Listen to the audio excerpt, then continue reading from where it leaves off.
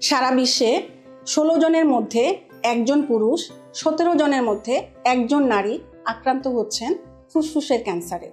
ফুসফুসের ক্যান্সারের জন্য সবচেয়ে বেশি দায়ী স্মোকিং। এই স্মোকিংটি হতে পারে অ্যাক্টিভ কিংবা প্যাসিভ। আপনি যখন স্মোকিং করছেন তখন আপনি অ্যাক্টিভ স্মোকার, আর আপনার আশেপাশে যারা থাকছে তারা হচ্ছে প্যাসিভ স্মোকার। দেখা যাচ্ছে নারী এবং পুরুষ প্রায় সমহারে ফুসফুসের ক্যান্সারের ঝুঁকিতে আছেন। আসুন স্মোকিং থেকে বিরত থাকি, নিজের এবং অন্যের ক্ষতি করা থেকে বিরত থাকি। আমি ডক্টর আফরোজা বেগম তানিয়া, ক্যান্সার ও টিউমার বিশেষজ্ঞ, এনাম মেডিকেল কলেজে সহকারী অধ্যাপক হিসাবে কর্মরত আছি। ধন্যবাদ।